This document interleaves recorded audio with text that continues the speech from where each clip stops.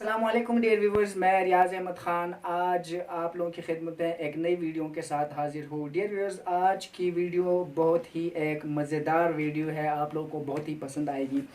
ये वीडियो है कुछ उम्दा और बेहतरीन कैचेज़ मैं लाया हूँ आप लोगों के लिए, तो ये वीडियो आप लोग ज़रूर देखिए। और वीडियो से पहले मेरी गुजारिश ज़रूर इस पे अमल करें कि मेरे चैनल को सब्सक्राइब करें। Thank you very much. तो डियर व्यूवर्स, वीडियो को मैं प्ले कर देता हूँ आप लोगों के लिए, ज़्यादा इंतज़ार मैं नहीं करवाता आप लोगों को।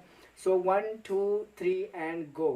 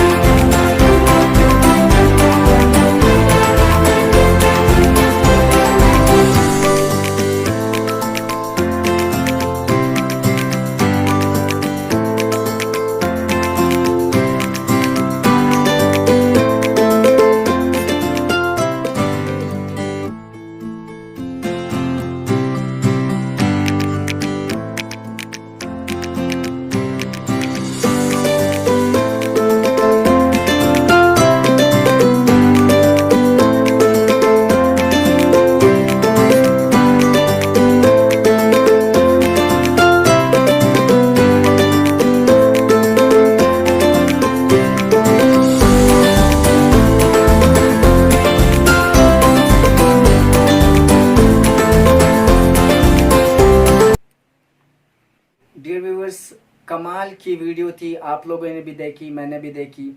अगर आप लोगों को ये वीडियो पसंद आ गई हो तो आप लोग मुझे रिकमेंड कर सकते हो। इस तरह की वीडियोस आप लोग मुझे बता सकते हो, कमेंट बॉक्स में बता सकते हो मुझे कि इस तरह वीडियोस मैं अपलोड करूं।